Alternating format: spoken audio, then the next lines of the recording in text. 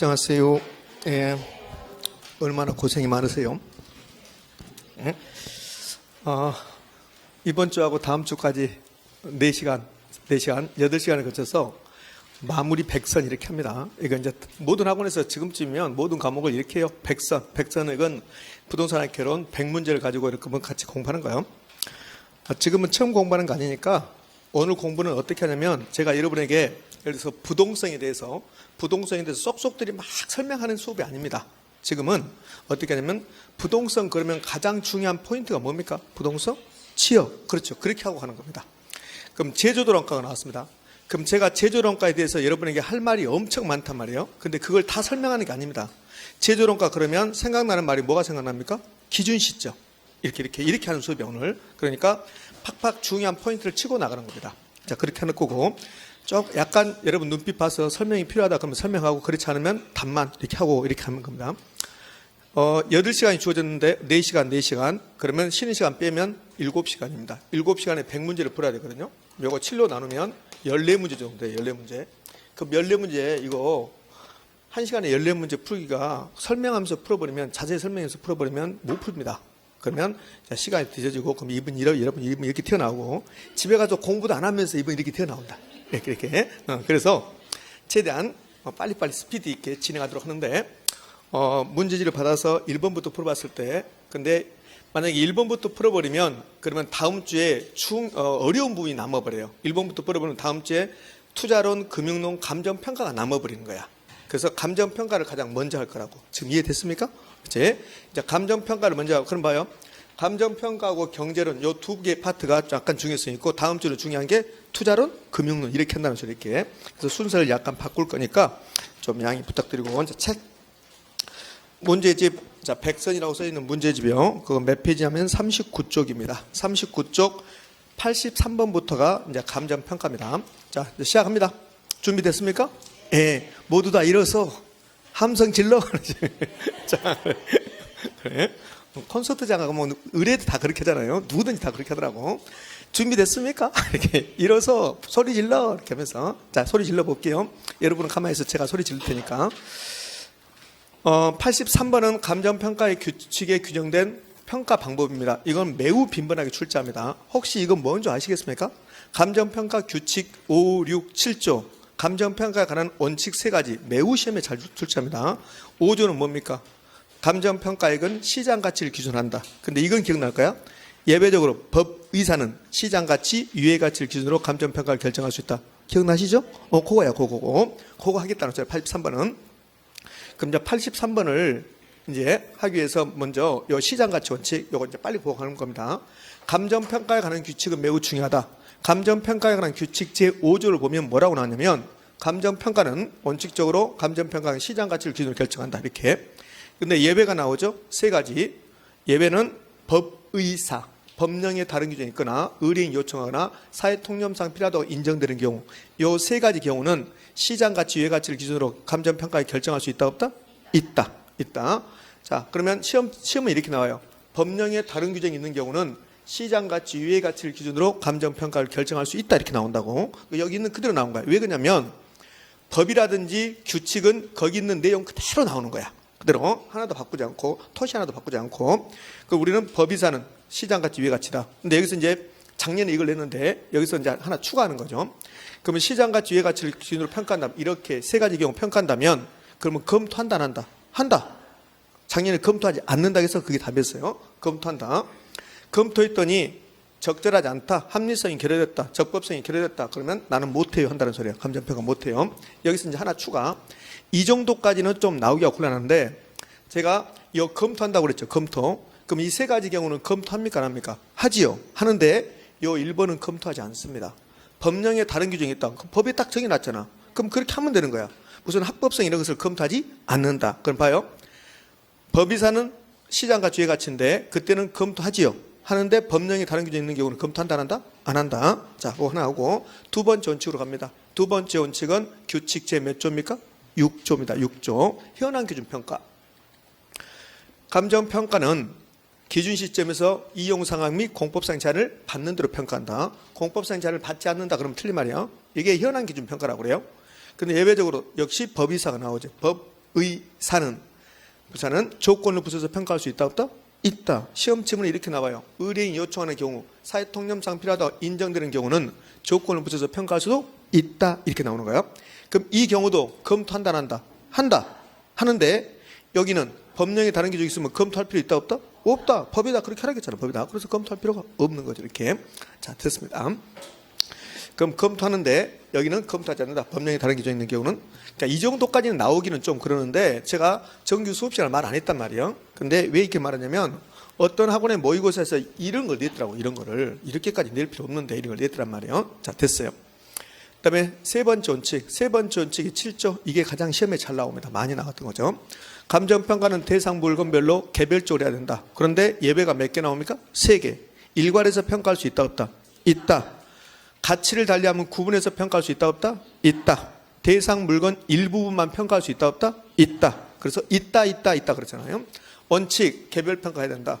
예외적으로 3가지. 일괄해서 평가할 수 있다. 두 번째, 가치를 달리하는 부분은 구분해서 평가할 수 있다.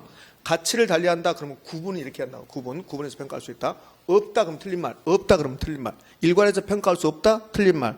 가치를 달리해도 구분해서 평가할 수 없다 틀린 말. 자, 세 번째. 저는 요건 필요 없고 세 번째 부분평가라는 게 있는데 대상 물건 일부분에 감정평가해야 될 특수한 목적 합리적 이유가 있다면 그 부분만 평가할 수 있다 없다? 있다. 그래서 이거는 이런 그림을 봤을 거예요. 이렇게 요약정리 이런 그림이 있어요. 요거 100번지 톤인데 이 부분만 원칙적으로 평가할 수가 없다. 근데 이 부분에 평가해야 될 특수한 목적 합리적 이유가 있다. 특수한 목적 합리적 이유가 있다. 예를 들어서 이렇게 도로가 난다. 그럼 이 부분만 수용되면 어쩔 수 없이 이 부분만 평가할 수 있다 없다? 있다. 우리 시험은 이 부분만 평가할 수 없다라고 했단 말이에요. 있다. 자, 이거 물어보는 게 지금 83번 문제입니다. 이거 물어보는 게. 그럼 83번 다시 왔습니다. 그러면 이제 틀린 거 그랬습니다. 답 볼까요? 4번 갑니다. 하나의 대상 물건이라도 가치를 달리하는 부분은 이를 구분하여 평가할 수 없다. OX, X. 하나의 물건이라도 가치를 달리하면 구분해서 평가할 수 있다 없다? 있다 그래야 돼요. 자, 1번은 법령에 다른 기준이 있거나 의뢰인이 요청하거나 그러면 시장과 주의 가치를 기준으로 감정평가 결정할 수 있다. 2번 감정평가는 기준점에서 요거는 2번은 무슨 평가? 현황 기준 평가. 있는 그대로라는 거. 공법상의 제한을 받는 대로 받지 않는 대로 받는 대로. 3번 됐고 일부분 하잖아요. 일괄해서 평가할 수 있잖아요. 3번. 5번 일치로 이용되고 있는 대상 물건 일부분에 지금 요겁니다. 요거. 특수한 목적 합리 이유가 있다면 그 부분에 대해서 평가할 수 있다 없다? 있다. 이제 83번 됐어요. 83번 밑에 확인집이나 나와요. 그 83번 밑에 확인집이라 나오는 것은 최근에는 자주 출제하지 않는 겁니다. 예전에 출제했고 그래서 거기 법정평가라는 것은 법에 정의인도한 평가가 법정평가고 2번은 그 필수적 평가가 반드시 해야 되는 거. 그럼 어떤 토지가 수용되면 보상평가를 반드시 해야 되고 경매할 때 반드시 해야 되고 세금 부과할 때 반드시 해야 되고 국가가 지방자치단체가 재산을 팔거나 살 때 감정평가해서 사거나 팔아요. 여기 국가 땅입니다. 국가 땅인데 이걸 국가가 팔고 싶어. 그러면 반드시 감정평가해서 파는 거야. 이 땅을 국가가 사고 싶어. 그럼 반드시 감정평가해서 하는 거야. 그래서 국유재산을 취득하거나 처분할 때 하는 평가는 반드시 해야 된다, 안 해야 된다? 해야 된다. 그래서 무슨 평가다? 필수적 평가가 된다. 됐어요. 자, 그 정도 보시게요. 자, 84번 문제로 갑시다. 84번 문제 감정평가에 관한 규칙입니다. 감정평가에 관한 규칙은 매우 중요하다고 그랬어요. 그래서 반드시 숙지를 하셔야 돼요. 자, 84번. 83번하고 84번 전부 다 둘 다 감정평가 규칙의 내용이야. 그럼 감정평가 규칙으로 틀린 거 그랬어요. 틀린 거 설명으로.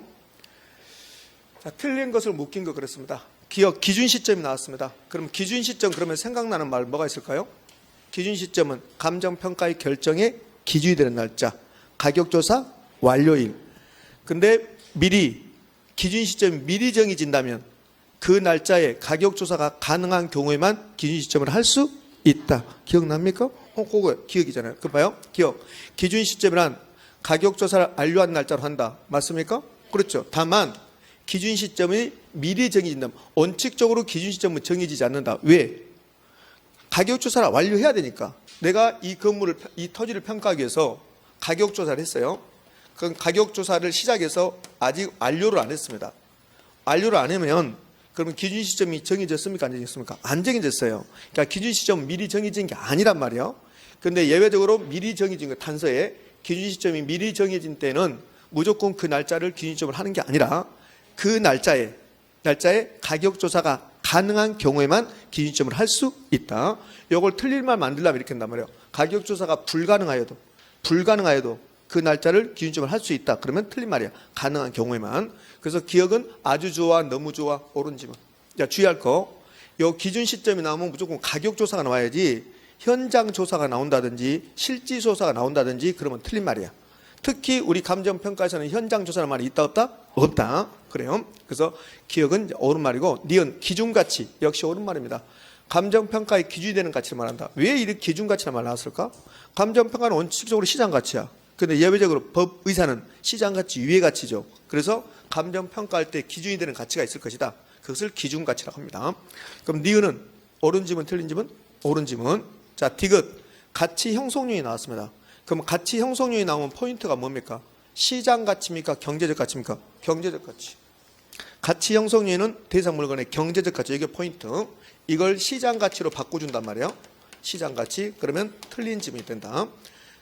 시험 지문에 가치 형성률이 나오면 요 경제적 가치 요걸 찾는 거예요. 요거 엄청나게 시험에 잘 나옵니다. 요거 가치 형성률인 거기에는 일반 요인, 지역 요인, 개별 요인. 우리가 외울 때 일찍에 이렇게 외웠어요. 일찍에. 자, 그러면 기억, 니은, 디귿 다 옳은 말인가요? 응, 옳은 말이네. 우리는 틀린 거 고르겠으니까. 자, 계속 갑시다. 니을 유사지역 나왔습니다. 그럼 유사지역이 나오면 포인트가 뭐가 포인트일까요? 대상 부동산에 속하지 않는 지역입니다. 유사지역은. 그러니까 유사지역이 나오면 공부할 사항이 요 부동산 요걸 평가한다. 이 부동산에 속한 지역이 무슨 지역입니까? 인근 지역이죠. 그러니까 유사지역이 딱 나오는 순간 우리는 같이 인근 지역 공부하고 유사지역 공부하고 동일 수권을 공부해야 돼. 그럼 인근 지역은 포인트는 대상 부동산이 속한 지역. 근데 인근 지역과 특성이 유사한 지역을 유사지역이라고. 유사지역. 그럼 유사지역의 포인트는 대상 부동산이 속한 지역, 속하지 않는 지역. 속하지 않는 지역이 포인트야. 속하지 않는 지역. 근데 왜 유사지역으로 불렀냐? 인근 지역과 지역적 특성이 유사하니까 유사지역이라고 불렀단 말이에요. 그럼 유사지역의 포인트는 대상부에 속하지 않는 지역, 인근 지역이 대상부에 속한 지역. 그럼 니을 갑니다. 유사지역이란 대상부에 속하는 지역으로 땡 틀렸습니다. 틀렸죠? 틀렸어요. 그러면 어떻게 해야 돼요? 속하지 않는 지역으로 익히 나와야 돼. 뒤에 인근 지역과 유사한 특성을 갖는다. 이걸 맞아요. 앞에가 틀렸습니다. 틀렸어요. 그 다음에는 미음. 미음은 뭐 실거래가, 적정한 실거래가 나오는데 그건 필요 없고 도시지역 몇 년입니까? 3년. 5년 아니 3년이야. 3년. 도삼. 여러분의 집에 있는 자녀는 고3이고 여러분 도3이고 여러분도 도3이라. 이거 수험생이에요. 도삼이요. 도시지역 3년이야. 여기 적정한 실거래가 이런 건 필요 없어요. 필요 없고 우리 시험 문제에서 우리 감정 부동산을 결혼해서 도시지역 3년 나오면 옳은 지문이고 도시지역 5년 나오면 틀린 지문이고. 그래서 뭐라? 도삼. 그럼 미음은 5입니까? X입니까? X 5년이라 몇 년이요? 3년이야. 3년. 그러니까 미음 지문은 5년하고 3년이 자리가 바뀐 거라고. 도시지역 몇 년? 3년. 그 밖의 지역은 도시지역 아닌 지역은 5년이야. 그건 외울 필요 없어요. 도삼. 안 외워도 돼. 시험 볼 때까지 제가 몇 번 물어볼까요? 도시지역 몇 년? 3년. 나는 도시지역에서 3년 살았다 지금 이렇게. 그래서 미음은 OX, X. 도시지역 몇 년이요? 3년. 자, 비읍. 자, 상식적으로 생각해봐요, 여러분들이. 여러분이 이 부동산을 평가한다고 봐요. 이거. 그럼 이 부동산이 지금 부산에 있습니다. 부산. I love 부산. 이렇게. 부산 가고 싶어. 해운대. 부산에 있어요, 여기에. 그러면 이걸 가서 봐야 됩니까? 안 봐야 됩니까? 봐야지. 그 가서 보는 것을 뭐라고 그래요? 보는 것을? 네? 임장활동 좋아요. 임장활동 좋습니다. 그럼 이거 임장활동 해서 가서 보는 것을 임장활동이라고 하는데 이걸 실지조사라고 해요. 실지조사. 이렇게 한다고. 감정평가법인 등이 감정평가할 때 실지조사하여 대상 물건을 확인해야 돼. 실지조사하여. 그럼 실지조사 확인해야 되는데 근데 실지조사 하지 않고도 객관적이고 신뢰할 수 있는 자료가 충분히 있다면 실지조사를 생략할 수 있다 없다? 있다. 머릿속에 실지조사 생략할 수 있다가 있어야 돼. 실지조사 생략할 수 있다. 그럼 감정평가사가 감정평가할 때 가서 본다. 그것을 대상 물건 확인이라고 그래. 그럼 대상 물건 확인할 때 가서 조사하는 것을 실지조사를 한단 말이에요. 실지조사. 그러면 실지조사를 생략할 수 있다 없다? 있다. 자, 됐습니까? 그러면 비읍 지문 갑시다. 감정평가법인 등은 감정평가할 때는 가격 조사를 하여 대상 물건을 확인해야 된다. 가격 조사를 하지 않냐고도 객관적으로 신뢰할 수 있는 자료를 충분히 확보할 수 있는 경우는 가격 조사를 하지 아니할 수 있다. OX. 5처럼 느껴집니다. 실지조사라니까. 실지조사. 요 가격 조사가 아니라 실지조사라니까. 실지조사. 5가 나올 것은 이미 알고 있었습니다. 실지조사. 여기 가격 조사가 전부 다 실지조사예요. 실지조사. 실지조사.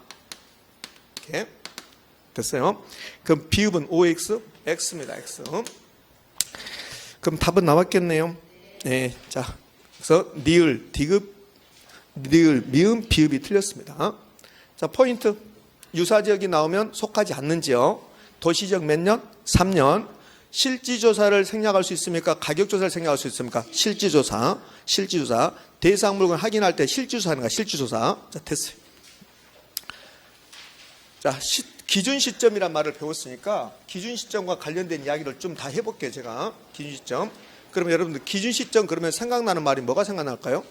기준 시점 그러면 기준 시점 가격조사 완료일 그게 생각나야죠. 기준 시점 그러면 감정평가의 결정이 기준날이다. 그 다음에 이게 가격조사 완료일이다. 미리 정해진다면 무조건 그 날짜라 기준점이 되는 게 아니라 가격조사 가능한 경우만 기준점을 할 수 있다. 그 다음에 변동원칙. 변동원칙 때문에 기준점이 필요하다. 제조원가. 제조원가 좀 있어 배울 거예요. 제조원가 나오면 가장 중요한 말은 제조원가는 어느 시점에서? 기준 시점에서 원가가 된다. 그 다음에 시점 수정. 우리 거래사례 비교법에서 시점 수정은 거래 시점의 가격을 무슨 시점으로? 기준 시점으로. 그러니까 여기 있는 말들은 전부 다 기준 시점에 관련된 거야. 여기 1번, 2번은 감정평가 규칙의 내용이고 3, 4, 5는 이론적인 내용이에요. 이론적. 그래서 기준 시점이 나오면 변동의 원칙, 제조원가는 기준 시점에서 이렇게 낸단 말이에요. 제조원가란 현재 시점에서 이렇게 낸다고. 제조원가란 현재 시점에서 그럼 죽사발 되는 거야. 그럼 시점 수정은 거래 시점을 현재 시점으로 이렇게 한다고. 그럼 틀린 말이야. 그럼 무슨 시점으로? 기준 시점으로. 이게 이제 기준 시점과 관련된 내용들입니다.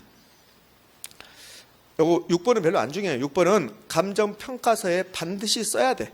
여러분들 중개사법에서 이런 거 배우잖아요. 확인 설명서, 뭐 거래 계약서, 필수적 기재사항, 임의적 기재사항 이런 거 배웠죠. 그런 것처럼 감정평가서에도 반드시 기재해야 될 사항이 있단 말이에요. 그럼 기준 시점은 감정평가서에 반드시 기재해야 된다. 이걸 필수적 기재사항. 우리 시험은 딱 한 번 출제했습니다. 한 번. 그럼 여기 6가지 중에서 기준 시점에서 가장 잘 나온 건 2번. 가격조사 완료일. 2번 가장. 다 나오긴 했습니다. 근데 2번이 가장 시험에 잘 나온다. 자, 이제 가치와 가격 좀 구별할게요. 예, 85번을 풀기 위해서 가치와 가격을 좀 구별할 겁니다. 가치와 가격은 같은 말, 다른 말? 다른 말이잖아요. 다른 말. 자, 우리는 가격이 익숙했습니다. 가격은 실제로 지불된 금액이야. 내가 물건 사면서 지불된 금액. 가격은 구체적입니다. 그 다음에 객관적이죠. 객관적, 구체적, 객관적. 그럼 가격하고 반대 개념이 가치야. 그럼 가격이 구체적이고 객관적이면 가치는 추상적이고 주관적이야. 가격은 이미 지불되는 순간 가격값이야. 가격은 가격값. 가격은 변동하지만 하나밖에 없어요. 그럼 가격이 가격값이면 가치는 현재값. 가격이 하나밖에 없으면 가치는 여러 개. 가치가 여러 개 있다는 것을 아까 제가 언급했죠. 어디서 언급했어요?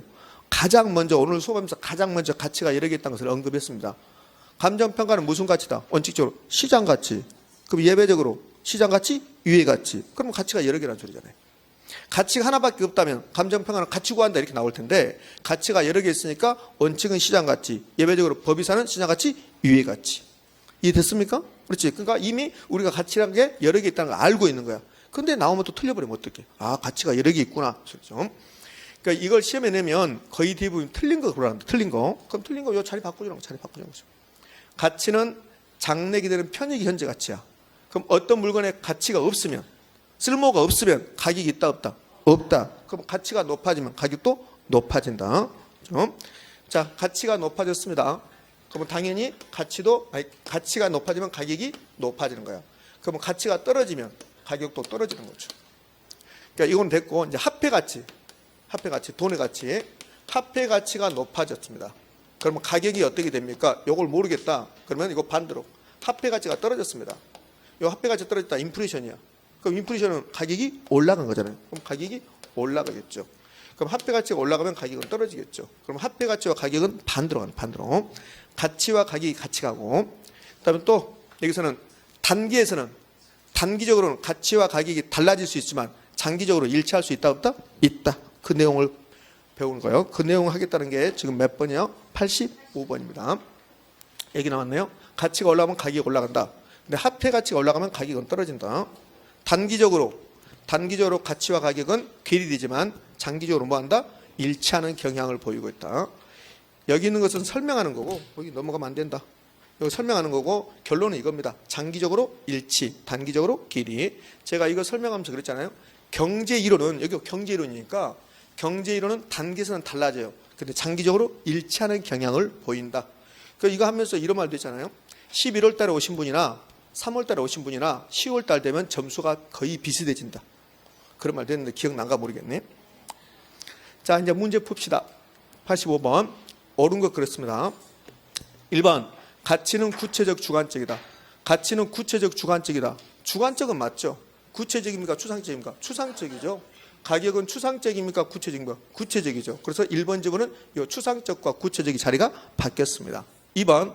가격은 장래게 되는 편익의 현재 가치를 의미하며 가치는 실제로 지불된 가격값이다. 가치와 가격의 자리가 바뀌었습니다. 3번. 가치와 가격은 수요 변화로 단기적으로 일치하지만 틀렸죠. 단기적으로 괴리되지만 장기적으로 일치합니다. 4번. 가치가 상승하면 가격은 상승하고 화폐 가치가 상승하면 가격은 하락한다. OX? O. 답이 4번입니다. 자, 5번 지문을 설명하지 않았네요. 5번은 자, 여기 하곡동 1번지 토지가 있습니다. 그럼 하곡동 1번지 토지가 있다. 그럼 이 1번지 토지에 지상권이 설정돼. 지상권이 지역권도 설정될 수 있죠. 임차권도 설정될 수 있죠.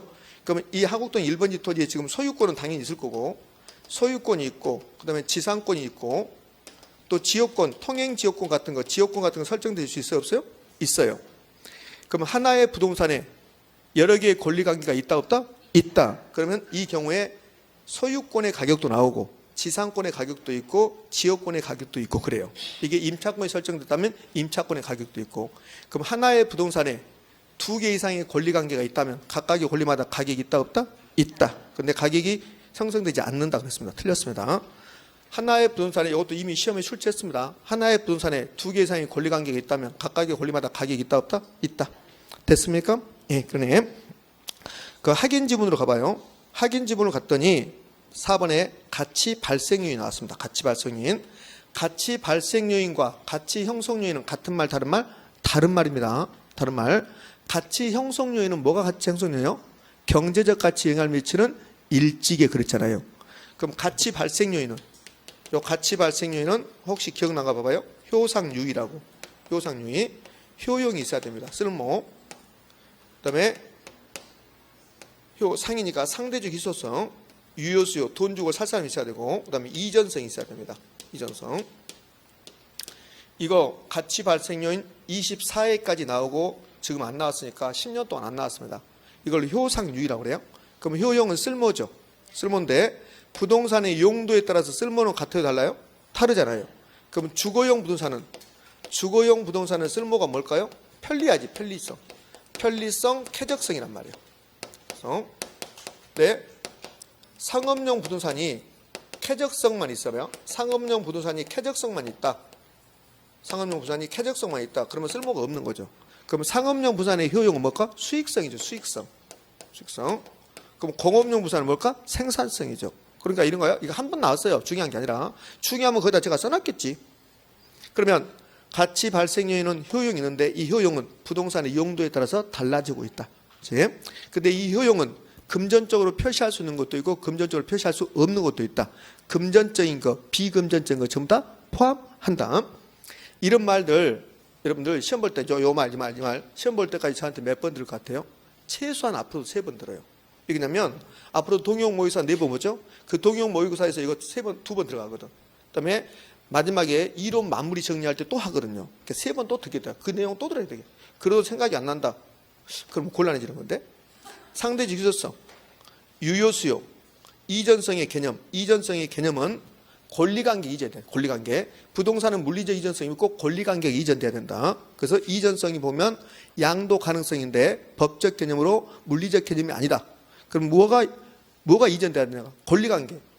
이 토지가 가격이 있으려면 여러분 앞으로 소유권 이전 등기가 안 된다면 가격이 지불된다 안 된다? 안 된다. 그래서 요 이전성은 권리관계 이전성, 권리의 이전성이라고. 권리, 소유권 이전돼야 돼. 그래야만 가격이 지불된다. 그래서 이거는 법적 개념이야. 굳이 쓰려면 그 법적 개념 밑에 권리 이전성 이렇게 써주면 그러면 거의 완벽하게 되겠지. 권리 이전성. 되고 있습니까? 예, 권리 이전성. 물리적 이전성이 아닙니다. 부동산은 물리적 이전성이 없습니다. 부동산은 부동성 때문에 물리적 이전성이 없다. 권리관계 이전성을 말한다. 시험 나오면 이렇게 나올 수 있어요. 가치 발생 요인 중에서 이전성이란 법률적 관계 이전성과 물리적 관계 이전성 모두 다 포함한다. OX, X. 권리관계 이전성을 의미한다. 자, 이렇게 됐습니다. 이제 86번의 가치재원칙, 87번도 가치재원칙입니다.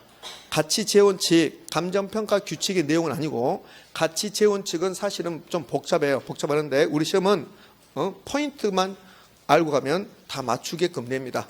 올해 나올 차례가 됐습니다. 가치재원칙. 이거 기억나가 봐요. 가치재원칙에서 변동원칙이 나오면 그러면 기준시점, 시점 수정, 영속성 이치에 가면서 필요 없고, 그다음에 변동원칙이 나오면 이 두 가지. 변동원칙의 개념은 부동산 가격이 늘 변동한다. 그러면 이 변동하기 때문에 감정평가할 때 특정 시점을 정의한다. 기준시점이야. 그러니까 변동원칙에서 가장 중요한 말은 기준시점이라는 거, 시점 수익이라는 거. 이 뒤에 쪽도 시험에 출제했지만 이건 중요성이 떨어지고 기준시점이 1번 타자예요. 그럼 예치원칙이 나옵니다. 그럼 예치원칙이 나오면 생각나는 말 해보세요. 영가예수. 그렇죠. 그렇습니다. 영속성, 가치정의, 예치원칙, 수익하는법인데 법작 어디 갔냐 법작. 수익하는법인데 이걸 직접 하는 법이에요. 직접 하는 법. 그러면 예치원칙은 수익하는 법이 근거다. 직접 하는 법이 근거다. 다 옳은 말이야. 저하고 여러분하고 공부할 때 이 수익하는 법 공식을 어떻게 썼습니까? 수익하는 법 순수익을 뭘로? 한원율로 나눈 것이다. 자, 이렇게 했는데 이게 직접 하는 법입니다. 그러니까 수익하는 법은 여러 가지가 있어. 여러 가지가 있는데 우리가 배웠던 요 공식은 수익하는 법 중에서 직접 하는 법이라는 소리야. 그러니까 수익하는 법이 나와도 옳은 말이고 직접 하는 법이 나와도 옳은 말이고. 그럼 시험을 이렇게 냈어요. 영속성은 수익하는 법의 근거다. OX, O. 그럼 이렇게 되면 영속성은 직접 하는 법의 근거다. OX, O. 똑같은 말이란 소리 이게. 자, 그러면 가치재원칙에서 시험에서 가장 잘 나온 거 볼게요. 그럼 가치재원칙이 13가지가 있는데 이 중에서 가장 시험에 잘 나온 게 무엇과 무엇입니까? 균형하고 적합입니다. 균형의 원칙과 적합의 원칙이 시험에서 가장 잘 나옵니다. 분위기 안 좋네요. 이게. 자, 균형의 원칙, 그다음에 적합의 원칙. 이게 시험에서 가장 잘 나온 거야. 그럼 균형의 원칙은 부동산의 가격은 내부 구성 요소 안에 균형이 맞았을 때, 그러니까 내부 빼고 구성 요소 이렇게 나오면 균형이야. 그럼 균형이 맞으면 가격이 적정하고 균형이 맞지 않으면 감가에 되는 무슨 감가? 기능적 감가. 그럼 균형의 원칙을 따지려면 지역을 분석합니까? 대상분 자체를 개별 분석. 그러니까 기능적 감가, 개별 분석, 내부 구성 요소. 그럼 균형의 원칙. 근데 여기는 사례 주는 거야. 사례. 그럼 기능적 감가라고 안 주고 기능적 감가 요인을 주는 거야. 그럼 기능적 감가 요인, 건물과 부지가 부적합했다. 부적합. 요 적합 나왔으니까 균형의 원칙이 아니라 적합의 원칙 그러면 안 돼요. 건물과 부지가 부적합했습니다. 이걸 부적응 상태에 있다. 적응. 자, 이렇게 나오면 이것은 무슨 감가입니까? 기능적 감가야. 그럼 여기 있는 말들이 나오면 무슨 원칙입니까? 그러면 무슨 원칙? 균형의 원칙이란 말이에요. 기능적 감가는 설자 나온대요. 설자요. 설. 그러면 설이 나오면 그러면 기능적 감가고 무슨 원칙이고 균형의 원칙이고 화장실이 층고가 계단이 복도가 어쩌고저쩌고 나왔습니다. 그럼 내부 구성 요소야. 그럼 뭡니까? 균형의 원칙. 요 화장실이 우리 시험에서 2번 나왔단 말이에요. 2번. 화장실을 2번 가는 게 아니라 그럼 화장실이 나오면 뭐다? 무조건 균형의 원칙이란 말이에요. 선생님 그럼 복도가 나오면 그것도 균형의 원칙이야. 계단이 나오면 그것도 균형의 원칙이야. 자, 그럼 균형의 원칙이 있으면 무슨 원칙이 있을까? 적합의 원칙도 있겠네. 그러면 적합의 원칙은 지금 주위 환경과 관계야. 예부 환경과 관계. 그러면 적합하지 않으면 감가합니까 안 합니까? 해야지. 무슨 감가? 경제적. 그러면 적합의 원칙을 따지려면 대상 분석 자체를 분석한 게 아니라 지역을 분석해. 지역 분석. 그러면 지역 분석을 주면서 무슨 원칙이냐고 물어봐요. 무슨 원칙입니까? 적합의 원칙이라고. 실제 지역 분석을 줬잖아요. 무슨 원칙이냐? 적합의 원칙. 이렇게. 입지 어디에 있느냐? 입지도 줬죠. 그럼 입지 이게 어디가 있느냐? 주위 환경과 적합한가 적합하지 않은가 그 따지는 거. 입지. 그럼 이거 뭡니까? 적합. 그러면 이제 경제적 감가가 주어지면 적합인데 경제적 감가를 안 주고 경제적 감가 요인을 주는 거야. 그럼 경제적 감가 요인은 주위 환경과 부적합했다. 그럼 이 주위 환경과 부적합을 주위 환경과 불균형 상태였다. 이렇게 해도 상관없어요. 여기 균형이 나왔으니까 균형이 원칙이다. 그러면 죽사발 되는 거야. 예? 여기서 적합 균형이 중요한 게 아니라 주위 환경 나왔잖아요. 주위 환경. 그럼 주위 환경이 나오면 뭐요? 적합. 인근 지역의 퇴. 시장성의 퇴자가 나오면 뭐라고 했습니까? 적합. 퇴자가 나오면 경제적 감가고.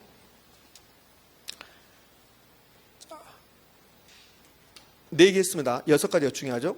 그 다음에 이거는 무슨 원칙인가 봐봐요. 부동산의 가격은 구속 요소의 생산비 합이 아니라 기여도의 합이다. 이건 뭡니까? 기여의 원칙. 추가 투자의 적정성. 그게 기여 원칙이야. 부동산의 가격은 내부 구성의 기여도 합이다. 생산비 합이다. 그러면 죽사발된다. 그럼 이 건물에 엘리베이터가 없다. 그럼 엘리베이터 설치할 때 1억 들어간다. 엘리베이터 설치했을 때 이 건물의 가격이 10억이 올라간다. 그럼 엘리베이터 설치해야 됩니까? 안 해야 됩니까? 해야 되지. 그게 추가 투자가 적정하다는 소리야. 근데 반대로 엘리베이터 설치할 때 1억 들어가는데 엘리베이터 설치하고 나서 이 건물 가격을 봤더니 1,000만 원 올라갔다. 그럼 엘리베이터 설치할 필요 있다 없다? 없다. 그럼 엘리베이터 설치 추가 투자가 적정하지 않다. 적부. 추가 투자의 적부를 따질 때 기여의 원칙. 그다음에 6번째는 이거 나오잖아요. 6번째는 효용이 똑같으면 A 건물과 B 건물이 효용이 똑같으면 우리는 가격 싼 것을 사게 된다. 선택한다. 그다음에 가격이 똑같으면 효용이 높은 것을 선택한다. 그거 뭡니까? 대체 원칙. 효용이 동일하면 가격 싼 거, 가격이 동일하면 효용이 큰 것 선택한다. 이게 대체 원칙. 대체 원칙은 비교 방식, 특히 거래사례 비교법에 근거가 된다. 이 정도가 중요해요. 그다음에 뭐 수익 체증 체감 원칙, 수익 배분의 원칙, 경쟁의 원칙 이건 별로 안 중요합니다. 경쟁의 원칙은 초과 이윤을 찾는 거야. 초과 이윤.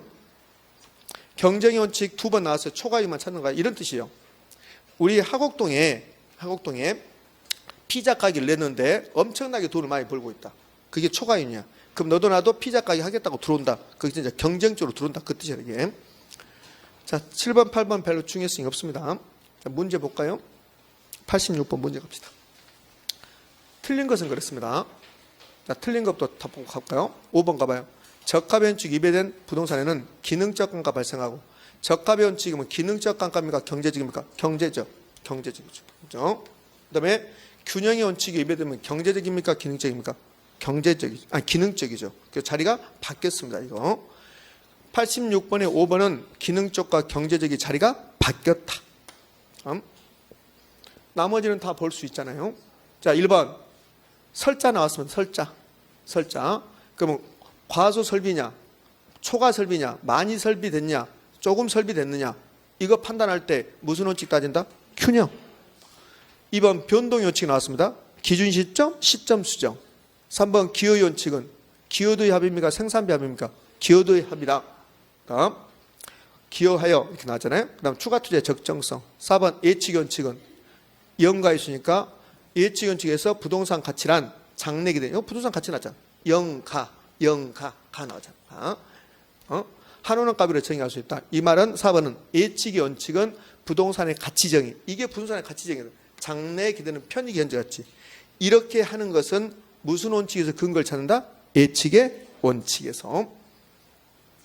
자, 86번은 가치 원칙인데 이거는 이론적으로 준 거예요. 이론적으로. 사례를 준다고, 사례. 그럼 사례를 주는데 어떻게 주냐?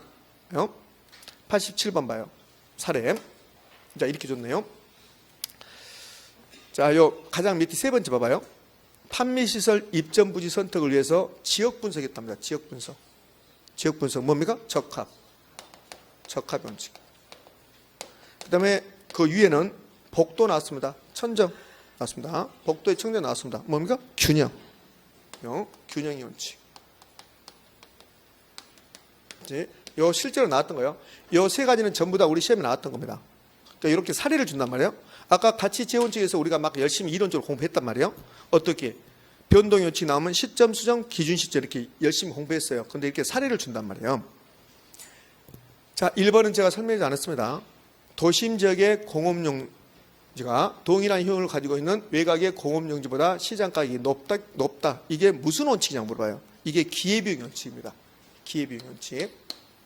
기회비용 원칙은 잘 안 나오는데 이거 한 10여 년 전에 나왔죠. 기회비용의 원칙. 그럼 기회비용의 원칙은 부동산의 가격은 기회비용을 반영한다 그 뜻인데 이건 좀 어려운 지문이에요. 자, 이런 뜻이에요. 요 기회비용을 설명할 때 많이 힘들어하더라고요. 이 1번지 토지를 상가로 이용하죠. 상가. 그럼 상가로 이용하면 10억 정도 가치가 있습니다. 그럼 내가 이 상가를 이용하지 않고 이걸 주거용으로 이용해요. 주거용으로. 그럼 주거용으로 이용하면 뭘 포기를 했어요? 상가를 포기했어요. 그럼 이 상가를 포기했습니다. 그럼 포기한 대가가 얼마야? 10억이야. 10억. 요걸 기회비용이라 한단 말이에요. 기회비용. 기회비용. 그러면 요 1번지 토지가 명동이 있는데 상가 부지를 이용하면 10억의 가치가 있어요. 그럼 내가 이걸 주거용으로 이용한다. 그러면 주거용으로 가격이 될까요? 상가 가격이 될까요? 상가 가격이 되지. 상가 가격. 명동의 땅을 여러분이 사서 주거용으로 이용할 테니까 싸게 주세요. 싸게 준다 안 준다? 안 준다. 상가 가격이 형성된다 그 말이야. 이게 그렇게 어려워요? 엄청 어려워요. 눈빛 보면 뭐냐?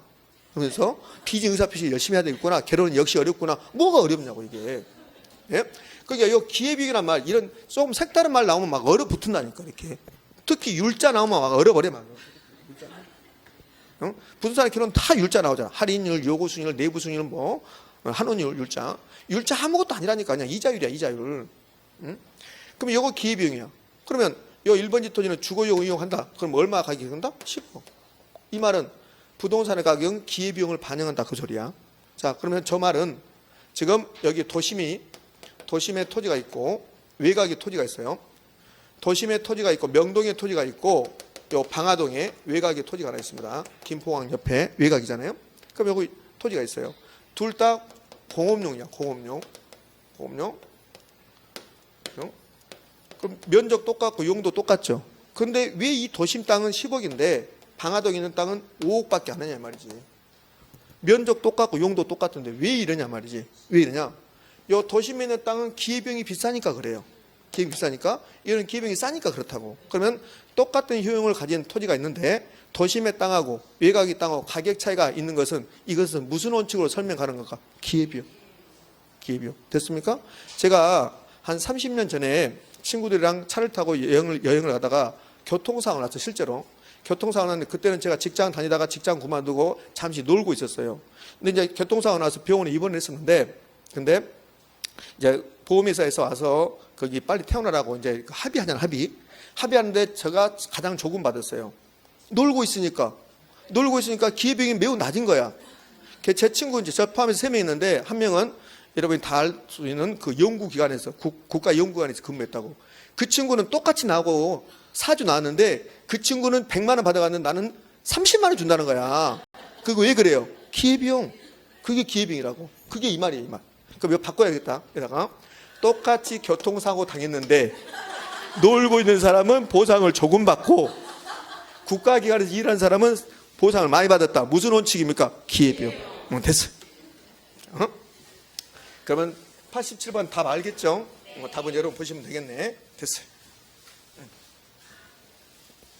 이런 말 많이 쓰잖아요. 친구가 와서 야 친구야 여기가 바쁘니까 이삿짐 좀 도와주라. 그러면 야 나 기회비용이 센 사람이야. 내가 이삿짐 날라야 되겠어? 야 내가 이삿짐 날라주고 내가 기회비용이 얼마인데 그럼 50만 원 낼래? 내가 하루에 기회비용이 50만 원인데 100만 원인데 이거 기회비용이란 말이야. 그러면 안 쓰나요? 나는 쓰는데.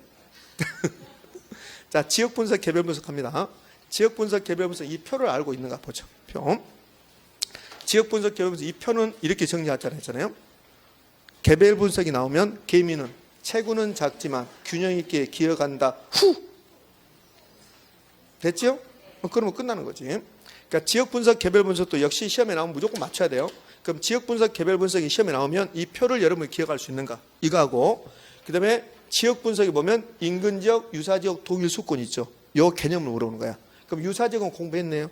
유사 지역의 포인트는 대상부에 속한 지역, 속하지 않는 지역, 속하지 않는 지역.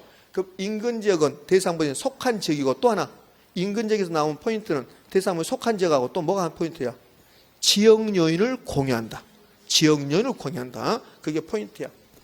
동일 수급권은 여기가 이 부동산이 평가한다. 이걸 평가한다. 여기에 대상 부동산. 이게 속한 지역이 무슨 지역? 인근 지역.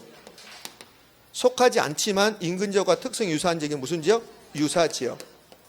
유사 지역 1번, 유사 지역 2번. 그러니까 유사 지역은 여러 개 있을 수 있다는 소리야. 인근 지역 하나밖에 없고 이 두 개를 포함한 넓은 지역이 뭐란다? 동일 수급권. 이렇게. 그럼 동일 수급권은 인근 지역과 유사 지역을 포함합니까? 제외합니까? 포함한다. 그럼 끝난 거야. 이렇게. 이 표를 알고 쏙쏙들이 지금 설명할 필요 없으니까요. 자, 그럼 문제를 보자고요. 88번. 옳은 것은 그랬습니다. 그럼 1번 지역 분석이란 지역의 표준적 사용과 구체적 가격 틀렸네요. 구체적 가격은 그러니까 혹시 여기에 지역 분석 개별 분석 문제가 나오면 쓰라고. 뭐라고? 개미는 체구는 작지만 균형 있게 기억한다. 후 써놓고 하라고. 그럼 안 틀리겠지. 예? 그럼 구 나왔네. 구. 그럼 개별입니까? 지역입니까? 개별이죠. 개별. 요 가격 수준하고 구체적 가격이 자리가 바뀐 거야 지금. 그래서 틀린 지문이죠. 이해됩니까? 예. 2번 지역 분석은 적합변칙과 기능적 감가가 아니죠. 무슨 감가입니까? 경제적이죠. 경제적. 개별 분석은 경제적 감가 아니고 기능적 감가죠. 두 개가 자리가 바뀌었습니다. 3번 지역 분석이 먼저입니까? 개별 분석이 먼저입니까? 지역 분석이 먼저잖아요. 개별 분석 후니까. 그럼 3번 개별 분석보다 지역 분석을 먼저 실시하는 것이 일반적이다. OX? 오잖아요. 개별 분석보다 지역 분석을 먼저 실시하는 것이다. 그럼 뭡니까? 있습니까? 옳은 거 고라 해서 답이 몇 번? 3번. 그럼 4번, 5번은 왜 틀리는가 볼까요? 4번. 개별 분석에서는 인근 지역뿐만 아니라 유사 지역 및 동일 수급권까지 분석하는 게 이루어진다. OX? X. 개별 분석이 아니라 뭐요? 지역 분석. 지역 분석에서 인근 지역, 유사 지역, 동일 수급권을 분석하는 거죠. 5번. 지역 분석은 대상 분석에 대한 미시죠. 개미니까 지역이 아니라 뭐요? 개별. 그 다음에 여기는 개별이 아니라 지역. 5번은 지역과 개별이 바뀐 거죠. 최근 10년 동안의 지역 분석, 개별 분석은 4번 나왔는데 4번 다 지금 제가 설명한 것에서 벗어난 적이 없습니다. 자, 이 정도 한 거예요. 자, 이제 거기 41페이지 확인 지문 봐요. 41페이지 확인 지문을 보면 인근 지역에서 나왔고 그 인근 지역을 보면 대상보다는 속한 지역, 그 다음에 세 번째 줄에 지역 요인 공유, 지역 요인 공유, 개별 요인 공유라고 나온 적이 있습니다. 개별 요인 공유라고 나온 적이 있어요. 29회 때 개별 요인 공유라고 나왔어요. 29회 시험 보기 전에 이 수업을 하면서 제가 여기서 수업을 하면서 엄청 강조했어요. 이 지역 요인 공유를 개별 요인 공유라고 분명히 나올 것이다. 그에 나왔습니다. 그렇게. 예? 그 다음에 이제 29회 때 이걸 개별 요인이라고 나왔다가 개별 요인 공유 나왔다가 30회 때는 또 다시 지역 요인 공유라고 나왔어요. 그러니까 인근 지역이 나오면 지역 요인 공유와 개별 요인 공유를 가지고 이것을 옳은 말 틀린 말 계속 반복하고 있어요. 그럼 인근 지역이 나오면 대상부에 속한 지역이고 가치 형성률에서 무슨 요인 공유? 지역 요인 공유. 개별 요인 공유라는 말은 있을 수가 없습니다. 개별 요인 공유라는 말은 있을 수 없어요. 자, 2번 유사 지역은 대상부에 속하지 않는 지역. 3번 동일 수급권은 인근 지역과 유사 지역을 포함한다, 포함하지 않는다? 포함한다. 됐어요. 넘깁시다. 넘겨서 89페이지에 89번의 감정평가 방식입니다. 틀린 거 그랬네요. 감정평가는 세 가지 방식이 있죠. 원가 방식, 비교 방식, 수익 방식이 있다. 그러면 이 세 가지 방식은 비용성, 시장성, 수익성 이 세 가지 측면에서 나타났다. 그래서 1번은 감정평가 3방식은 시장성, 수익성, 비용성이 착안하여 성립한 것이며 여기에 가액 관한 게 뭐가 있을까요? 원가법, 거래사례 비교법, 수익하는 법이 있다. OX? O. 그러니까 이거죠. 지금 1번 지문은 감정평가 방식에는 세 가지가 있고 이 세 가지는 세 가지 측면 시장성, 비용성, 수익성에 의해서 만들어졌고 근데 이 방식에는 가액 관한 거 있고 임대료 관한 게 있다는 거야. 그럼 가액 관한 것은 원가법, 거래사례 비교법, 수익환원법이 있고 임대료 관한 것은 적산법, 임대사례 비교법, 수익 분석법이 있다. 그거 하는 거죠 이게. 그럼 2번 원가법은 요 2번하고 3번 나온 것은 역시 감정평가 규칙에 나온 겁니다. 감정평가 규칙. 자, 문제 다 냈어요? 아, 거래사례 먼저 나왔습니까? 그죠? 제가 문제를 만들 때 잘못 만들었나? 자, 그럼 봅시다. 아, 문제 잘못 만들었네. 그럼 그 책 봐요. 책 봐. 그럼 봅시다. 책. 거래사례 비교법이 나왔습니다. 그럼 거래사례 비교법이란 나왔어요. 그럼 대상 물건과 가청손이 같거나 비슷한 물건의 거래사례를 비교하여 대상 물건의 현황에 맞게끔 사정 보정 시점 쭉 나왔습니다. 그럼 5입니까? X입니까? 5. 3번 수익환원법이 잘 나오죠. 수익환원법은 대상 부동산이 발생한 미래 순수익 또는 현금 흐름을 환원하거나 한다? 할인한다. 그럼 3번은 옳은 질문 틀린 질문? 옳은 질문. 4번 적산법이 나왔습니다. 그러니까 적산법은 매우 중요해요. 적산법은 올해 나올 확률이 매우 높습니다. 그럼 자, 칠판 봐봐요. 적산법 공식 말해볼래요? 적산법 공식 기기필 기초가액 곱하기 기대이율 나왔어요.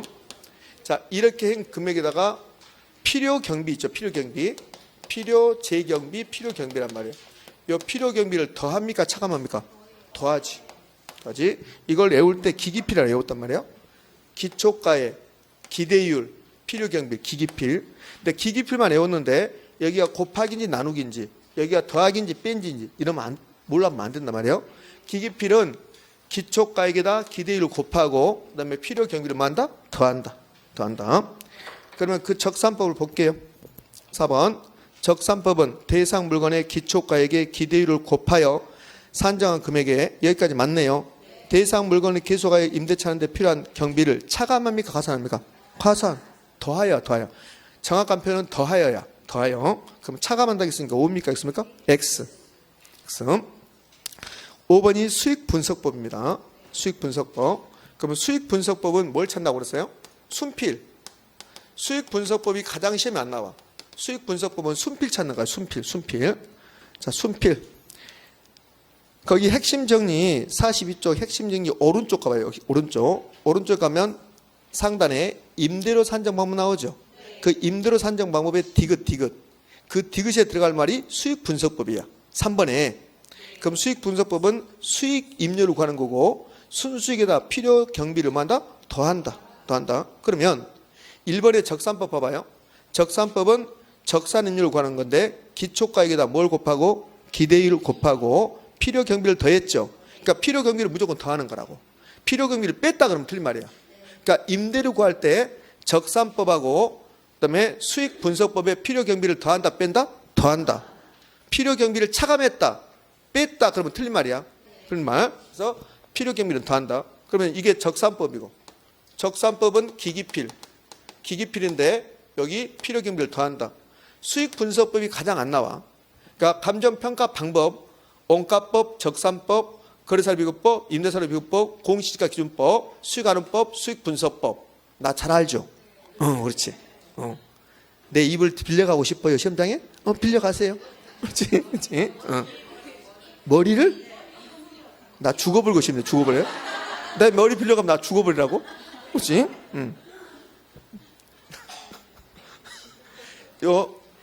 제가 언급했던 감정평가 방법 중에서 가장 안 나온 게 수익분석법입니다. 그러니까 수익분석법 보면 이렇게 나와요. 수익분석법이란 일반 기업 경영에 어쩌고저쩌고 쭉 나온다고. 그거 어떻게 외울 거야?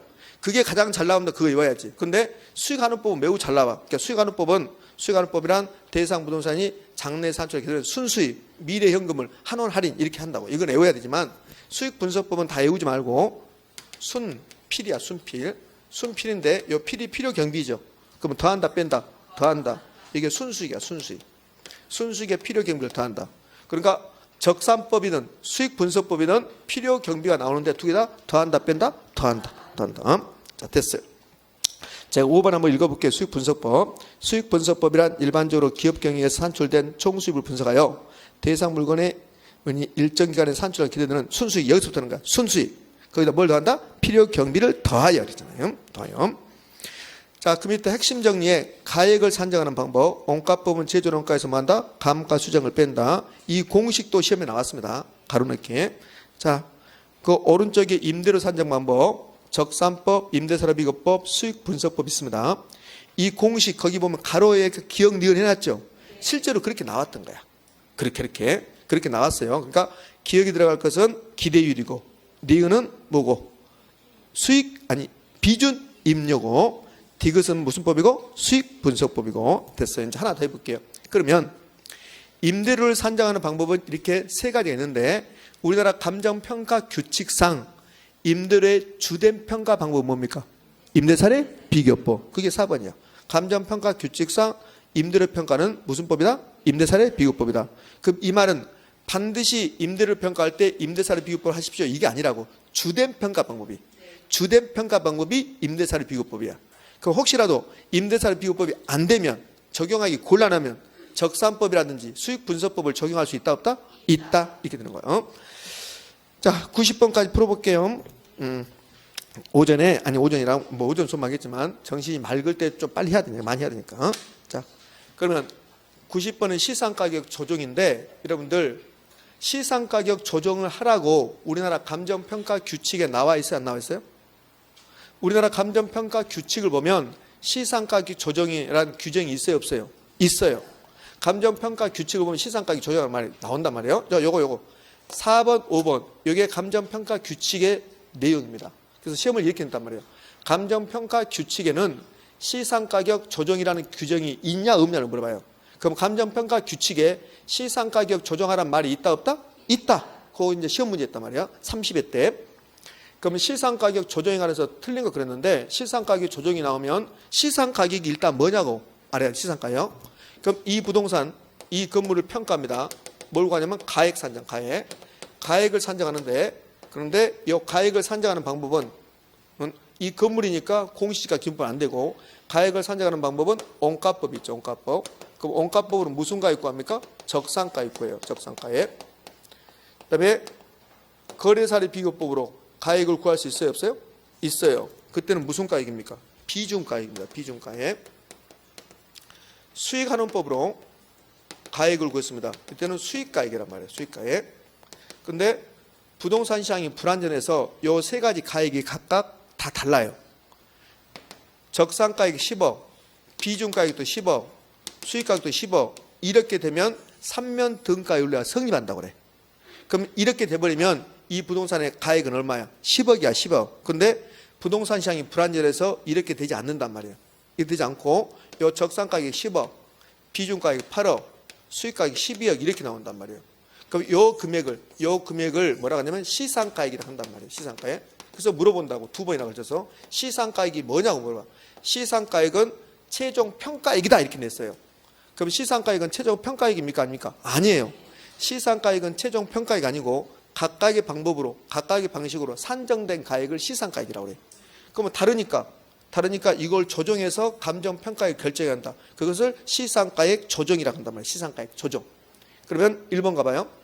3방식에서 도출된 적산가액, 비중가액, 수익가액은 대상 물건의 최종 감정평가액이다. OX? X. 최종 평가액입니까? 시상가액입니까? 시상가액이에요. 이게 시상가액. 이걸 최종 평가액이 아니라 이걸 시상가액이 한단 말이에요. 시상가액. 그러면 시상가액이 다 다르면 조정해야 된다, 안 해야 된다? 해야 된다. 그러면 2번 봐요. 부동산 가격에는 삼면 등가율례가 성립하지 않으므로 시상가격 조정이 필요하다. 근데 이 조정하라고 감정평가 규칙에 있다 없다? 있다. 그럼 어떻게 됐냐? 4번 봐요. 감정평가 법인 등은 산출된 시상가액이 요게 합리성이 없다고 판단되는 경우에는 주된 평가 방법. 그러니까 주된 평가 방법은 우리나라 감정평가 규칙 보면 이 건물의 주된 평가 방법이 원가법이야. 그럼 주된 평가 방법 요거냐, 요거. 다른 감정평가는 요거랑 요거. 산출한 시상가격을 조정하여 감정평가를 결정한다. 여기에 감정평가 규칙이야. 그럼 감정평가 규칙에는 시상가격 조정이란 말이 있다 없다? 있다.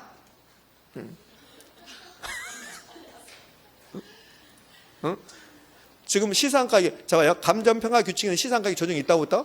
있다. 그 말을 시험 보러 갈 때까지 몇 번 들은가 봐봐요. 앞으로 최소한 5번 들어.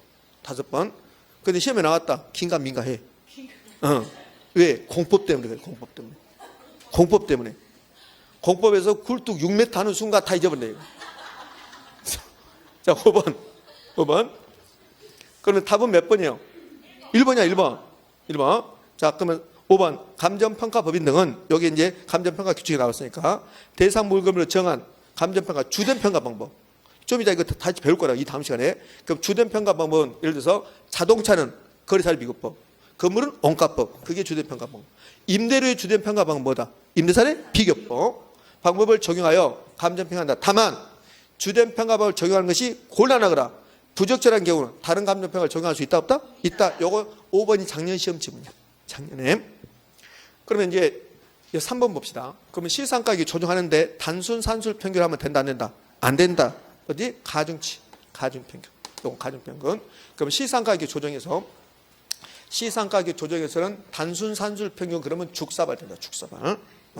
단순 산술 평균이 2배나 나왔다고. 시상가격 조정이 매우 빈번하게 나온 거 아니야. 그럼에도 불구하고 단순 산술 평균이 2번씩이나 나왔죠. 그럼 단순 산술 평균 틀려. 시상가격 조정. 시상가액 조정. 오늘은 어쩔 수 없고 다음 주는 투자론, 금융률 할 때 집에서 공부를 많이 하고 와야 돼, 이거를. 그래야지 저하고 빨리 따라가는 거야. 지금 제가 속도를 좀 줄이고 있는 거예요. 그렇지 않으면 팍 빨리 할 때 할 텐데. 여러분 적응이 안 되게 다음 주는 시상가격 조정. 단순 산술 평균. 단순 빼고 산술 평균. 산술 평균 하면 된다 안 된다? 안 된다. 안 된다. 그럼 모중평균, 가중평균. 가중평균 해라. 가중평균 해란 말을 가중치를 두 나눠줘요. 가중치. 답 몇 번입니까? 1번. 됐습니까? 예, 그러네. 그 밑에 확인 지문은 여러분 보시는 걸 하고. 자, 이제 91번 원가법부터는 10분을 쉬었다 합니다. 되셨나요? 예.